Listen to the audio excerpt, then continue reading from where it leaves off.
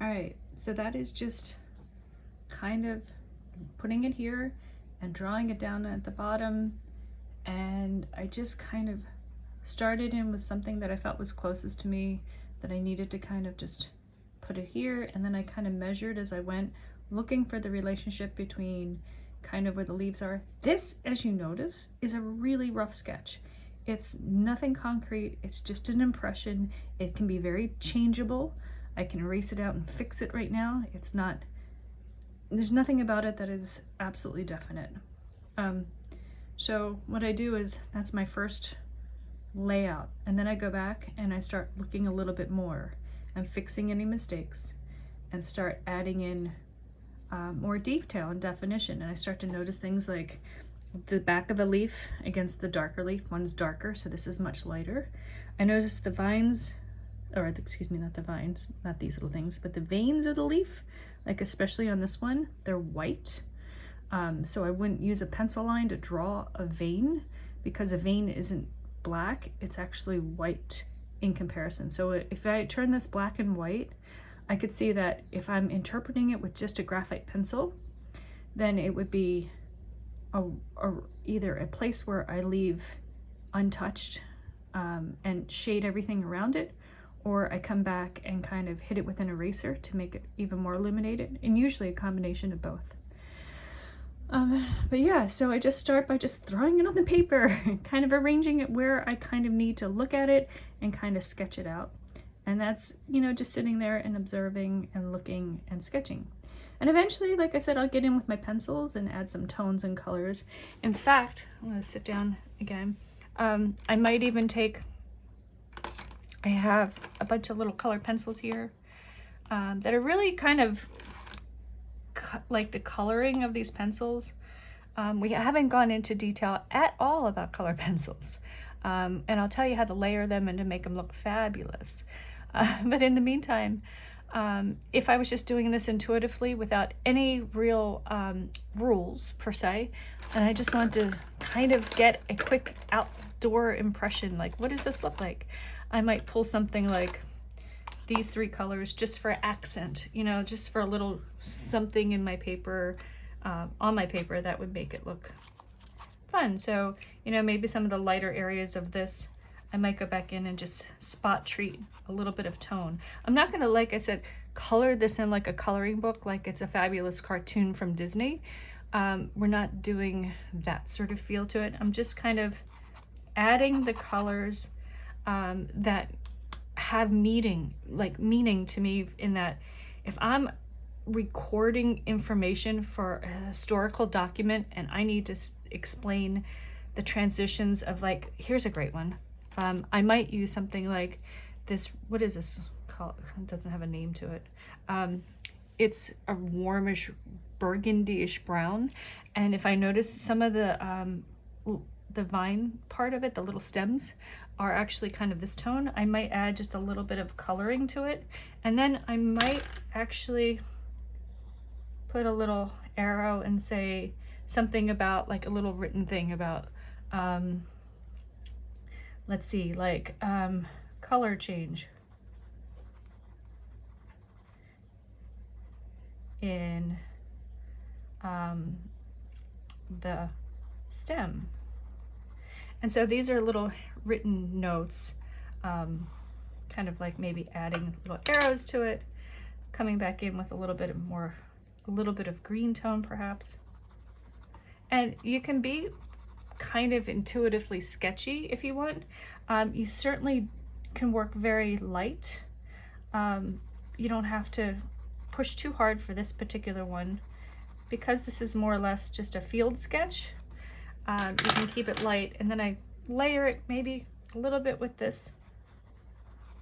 Go back in and pull out some definition.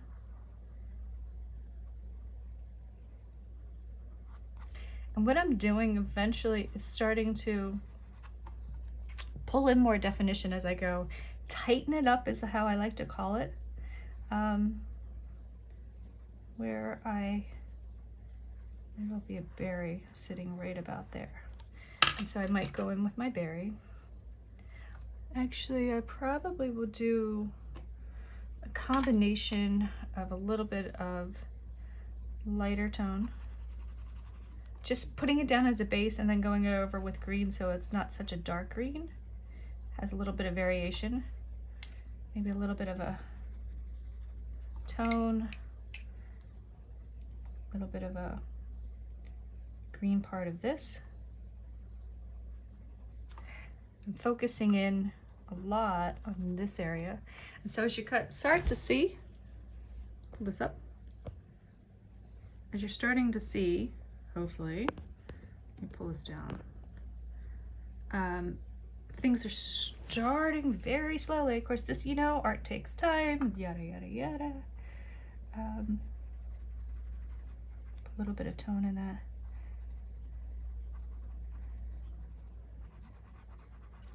And I'm focusing in here because it's intriguing to me. Like this to me is really kind of a fun part. And it's, of course, a little bit of another berry back here. A little bit of green down. It's just doing it. I can go back and clean this up, meaning that I can, hold on. There we go. When I say clean it up, I mean tighten it up. I draw it much more detailed. Make the berries look like they're actually berries. A little bit of a stem. This goes up to here. So I'm learning as I go. Like I'm looking at, let's see if I can show you. Let's pull this back out.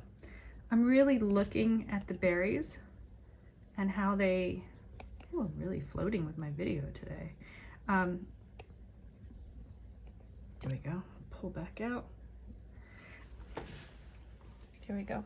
Looking at the different berries, counting, you know, one goes to here and then there's two parts of the little stem.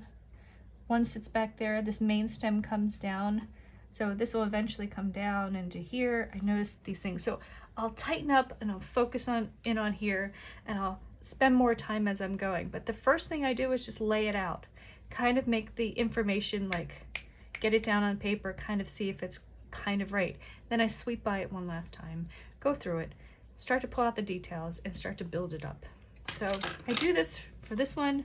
And then, oh, one thing you could do is when you have it there, you can also, in theory, snap a picture.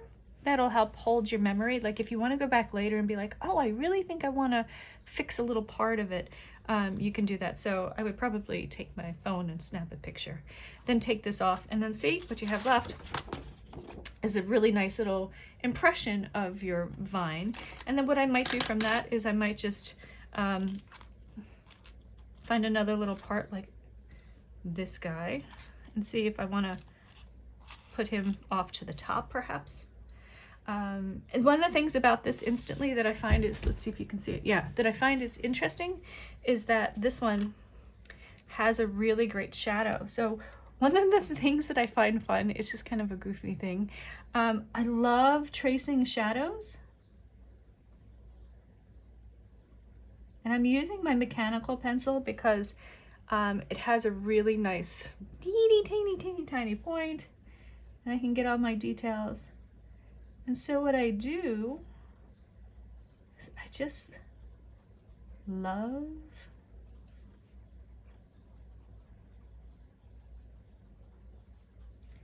that. That is really cool. So what interests you about what you're looking at? For me, it's this sharp, fantastic shadow. And so I just, whoop,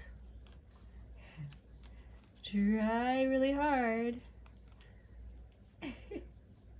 to get it back to where it is. Just be careful when you're tracing shadows. And then there's parts of it. So when you pull it away, you kind of have the leftover thing of this sort of impression of it. And so you can kind of just fill back in with this giant spiky, wonderful head. And I don't know, I just find things that are just fun. You can also technically hold it in your hand and then just sketch it. But I find sometimes your hand gets tired and you kind of move around and stuff. But I don't know how you want to try it. Want to just experiment a little bit, see how you want. If you want to hold it this way, if you want to lay it down, that works. Another thing you can do is, like, say if I was, again, really loving the shadow, I might put this here. Let's see, you could probably, like, this is my cool gray little translucent marker. It's very pale in theory. Let's see, test it.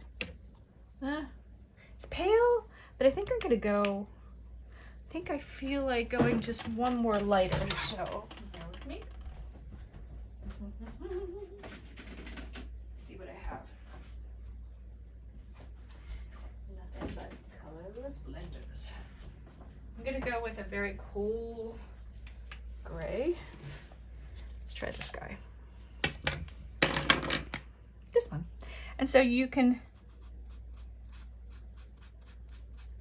use your marker.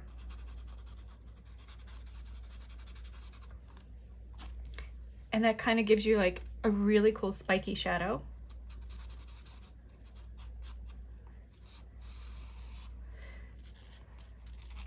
As you can see, it kind of has that shadowy feel. What you do is you take it up and then you go back over it with your pencil and you kind of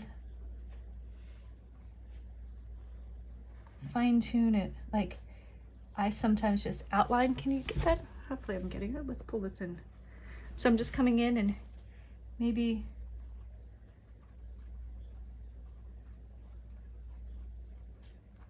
and so that can be part of the intriguing part of the shadow, and then just start sketching the actual ball part of it there with the pencil. But this just, again, having something like this happens to be Kelly art marker.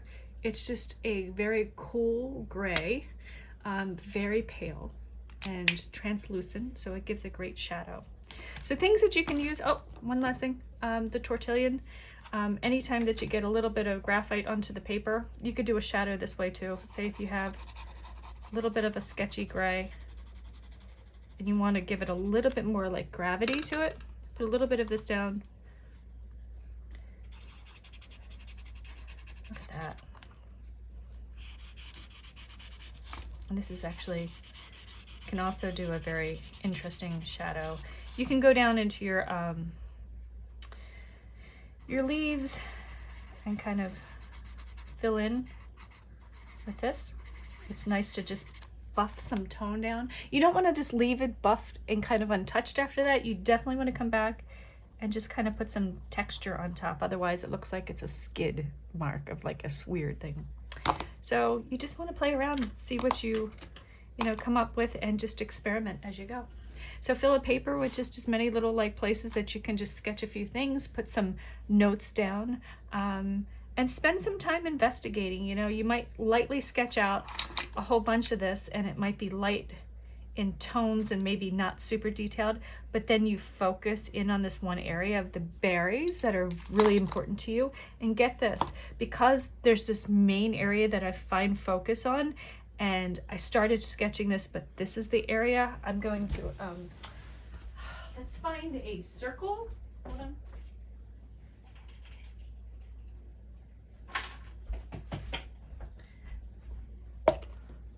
This, just a cup. I'm gonna put this down over top of it.